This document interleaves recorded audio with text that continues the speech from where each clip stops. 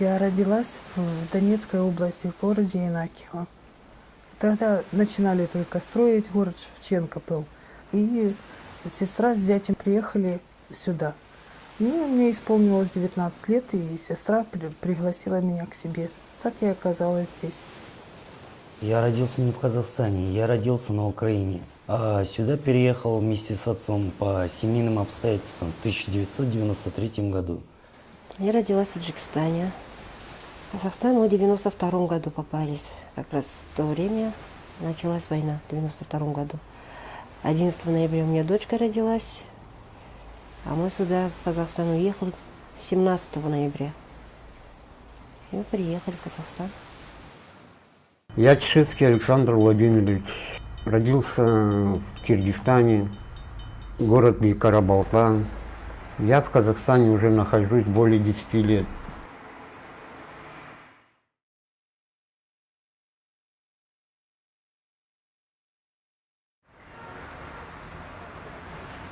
По данным переписи 2010 года, лицами без гражданства объявили у нас в области порядка 8807 человек. В основном это категория лиц, которые были переселены по программе Нурлы-Кош, это программа репатриации уралманов. Действие этой программы будет охватывать себя не только эту категорию лиц, но и ту категорию лиц, которые со времен распада Советского Союза не успели обменять красные паспорта на паспорта государства Казахстан. Данная категория лиц является уязвимой, социально они не защищены, могут быть задержаны органами внутренних дел лишь по одной причине, потому что у них нет документов. Наше сотрудничество с ОВКБ ООН берет свое начало с апреля 2015 года, с начала программы по оказанию помощи лицам без гражданства в Мангистауской области. In Mangistau, the UN, with the government, is implementing a joint program which is aimed at the development and increasing economic opportunities in the region. And of course, one of the ways to increasing economic opportunities in the region is to ensure that the population have documentation and have access to the enjoyment of the rights as citizens. В рудоуправлении я работала 5 лет. Потом вышла замуж, а потом перешла в строительную организацию. И так я в ней проработала 26 лет. До тех пор, пока мы не уехали отсюда. Назад, в Украину. Мы прожили там 18 лет. За это время я там похоронила мужа. Выдали мне вид на жительство постоянный. Я там работала и получала пенсию, все. Но гражданство я не меняла своего казахского. В 2014 году началась война. Поэтому мы вернулись сюда. Сюда я приехала к старшей дочери, которая здесь осталась жить и живет сейчас на данный момент. И вот живем здесь. Паспорт есть, но старого образца. И к нему нет удостоверения ИИНа. Его надо было поменять там, как по положению. Но я же в это время не проживала здесь, поэтому так и получилось. Когда я приехал в Казахстан, у меня был еще красный паспорт советский. Чтобы восстановить документы, я не мог выехать в Киргизию. За восстановлением документов мне некуда было обратиться. У кого я работал, они в конце сезона уезжали к себе, в Киргизию, и обещали там помочь, сделать документы. И так и ничего не сделали, и пропали. Потерялись документы. И потом мы не могли восстанавливать их. Обратно в Таджикистан дороги не было, там война шла. А если даже уехать с документами можно было, а у нас документов не было, мы уже потеряли их. А у детей не было, потому что они успели еще в родильном доме это свидетельство о рождении брать еще. С документацией у меня проблемы начались именно после смерти отца. Когда он умер в 1999 году. Моей тетке как-то стало не до меня, я был предоставлен самому себе. Ну, начал как-то жить самостоятельно уже, как-то подрабатывать по молодости. Ну, дошло до того, что я чуть-чуть припоздал с документами. Не в 16 начал собирать, а в 18. Как-то между книгами пропали мои остальные документы, кроме свидетельства о рождении. И на руках еще у меня есть свидетельство о смерти отца. Все. Это все мои документы. Может быть, старая домовая книга, которая уже сейчас недействительна, просто как доказательство того, что я был прописан здесь, в Казахстане. Ну, не знаю, она вообще никакой роли не играет сейчас, вроде бы мне так объяснили. Вроде бы есть все доказательства по законодательству Казахстана, что я здесь уже давно проживаю. Я, по идее, должен автоматом быть гражданином Казахстана, но не знаю, одни проблемы только у меня. Когда мы обратились в органы, в эмиграцию в эту, нам единственное, что посочувствовали и сказали, так как у нас не было листка убытия, собственно, его мы и не могли получить, потому что милиция разбежалась одной из первых из города. Поэтому у нас никаких документов не было, кроме паспортов, а выписки о том, что мы выписались оттуда, у нас не было. И поэтому нас нигде не принимали. И не принимают до сих пор, когда кругом идет бомбежка и все остальное, ты рискуешь, бросаешь все и надеешься, что авось, что-то там будет, ну, по-другому. По-другому не получается. Ну, замкнутый круг. Юстиция, ЦОН, юстиция, ЦОН. Дальше пошло уже. Когда поменялась домовая, я был прописан в ней. Но за неимением моих документов, моего удостоверения личности, так как я его очень не смог получить, не смог сдать документы, начались вот именно проблемы. Нет прописки, значит, получить документы без вариантов. Нет документов, значит, получить прописку, опять же, без вариантов. Ну, вот по этому кругу туда-сюда ходил, куда только не обращался, в принципе. В миграции мне сказали, что нужна справка о том, что я не являюсь гражданином Республики Украина. И то, что я там не был судим. Какой судим? Мне было 9 лет, когда я приехал из Украины в Казахстан. Не знаю, порой бюрократия доходит до абсурда. Мне говорили, что, мол, сделаем вам временные документы, что можете съездить в консульство. И ехать в консульство тоже средства не позволяют в Алмату. Ну, как я могу выразить такой бюджет, чтобы взять билет туда и обратно, это раз. Там я никого не знаю, значит, гостиница, это опять проживание. За сколько времени эта проблема решится?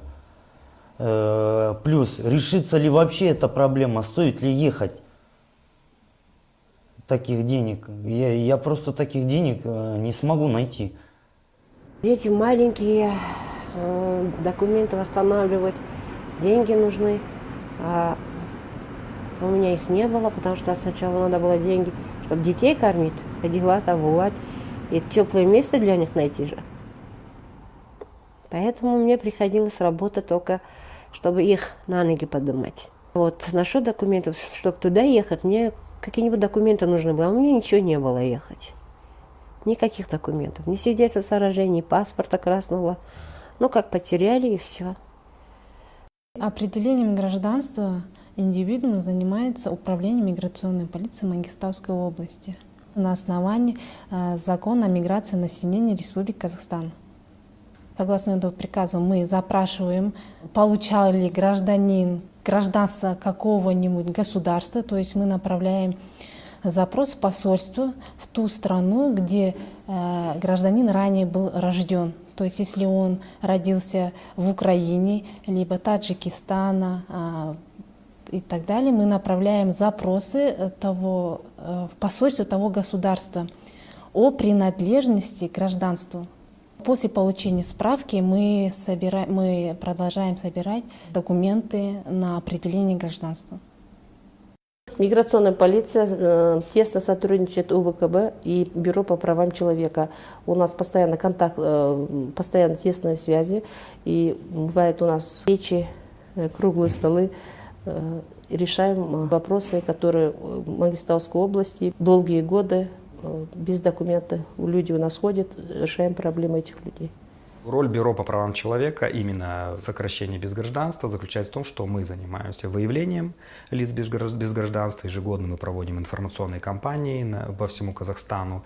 Наши юристы практически во всех регионах Казахстана ведут прием этих граждан, консультируют их, оказывают им помощь в содействии получения каких-то запросов, оказывают им помощь в коммуникации с миграционной полицией, потому что здесь нужно понимать, многие люди просто боятся, что их там оштрафуют, задержат, потому что все-таки у нас, к сожалению, еще правовой нигилизм преобладает, и большая часть данных людей, они как раз-таки от этого страдают, потому что тут стоит отметить, что не всегда их проблемы возникают от того, что миграционная полиция их не хочет документировать. Многие люди просто сами боятся идти, либо не хотят. Поэтому здесь наша задача убедить людей, что нужно все-таки обращаться, потому что кроме как государственного органа уполномоченного им никто не поможет.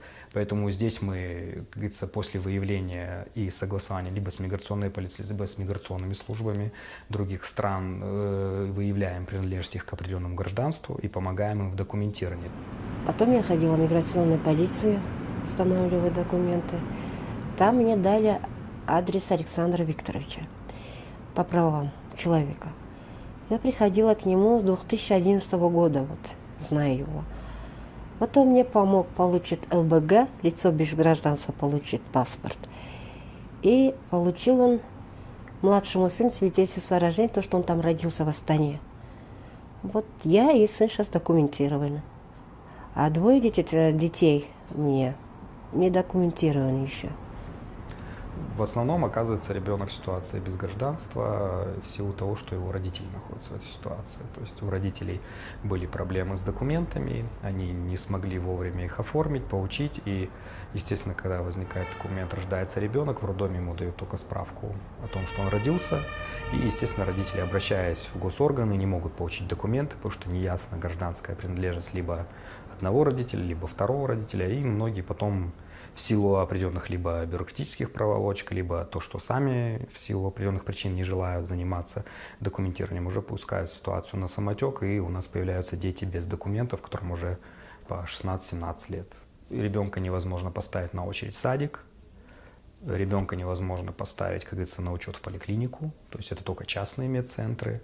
То есть ребенок не подлежит официальной, которая предусмотрена, опять же, государством, вакцинации какой-либо. То есть если у родителей есть деньги, он будет вакцинирован где-то в частном медцентре. Но если нет денег, ребенок остается без вакцинации. То есть тем самым ребенок уже несет угрозу какую-то эпидемиологическую, то есть другим детям, потому что он просто не будет вакцинирован. Потом, опять же, все моменты устройства в школу, это только неофициально, это только на уровне договоренности с директором.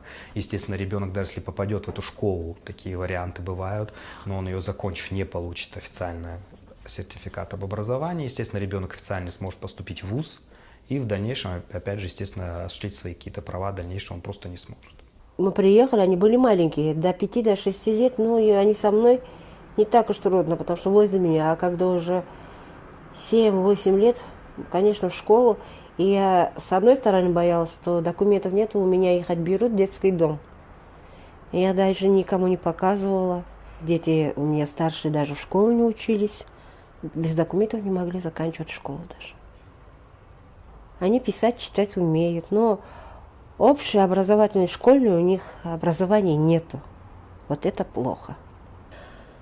Сейчас хочу восстановить им документы и хоть какие-нибудь курсы.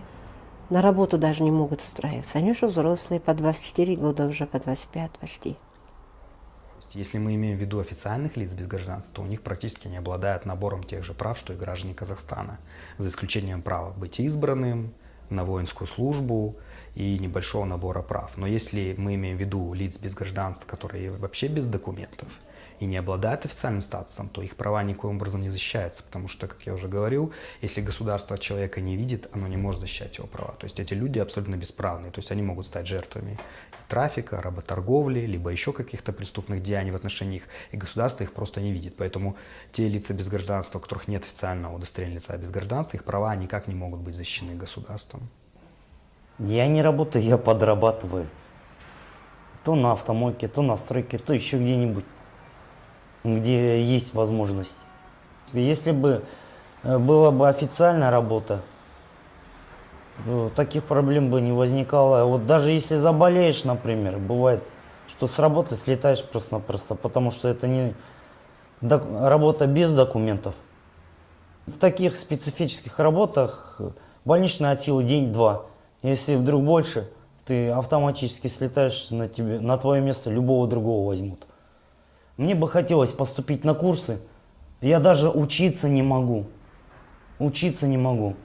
Я сам самоучка, я хороший айтишник, но так как у меня нет сертификата, обычной бумажки, я на нормальную работу, на престижную работу даже не претендую, потому что именно нету документов. Another issue that we are addressing through this project is the need to prevent new situations of statelessness to arise. For this purpose, we are working with the authorities at the national level in Astana, Migration Police, Ministry of Internal Affairs, Ministry of Foreign Affairs, and also the Parliament, in order to agree on which legislative amendments would be necessary in the Kazakh legal system to avoid that new persons are finding themselves in a situation of statelessness. Мы уже здесь 24 года живем, нам здесь нравится хорошо. Привыкли. Если документы восстановить, будет, наверное, нормально. Хорошо будет. Потому что дети у меня трудолюбивые, умные, я знаю их. Сама растила, воспитывала нормально. Они в трудностях жили, знают. Я надеюсь и хочу, что мои дети получат гражданство Казахстана. Я хочу документы, просто чтобы не было проблем там с правоохранительными органами, чтобы там в больницу сходить, например, чтобы было все как по-человечески, на работу устроиться, на такую, так как сейчас не такая уж и оплачиваемая работа, чтобы нормальную работу найти. Создать семью там, чтобы официально все было. Я бы очень хотела здесь остаться насовсем, так как тут прошла вся моя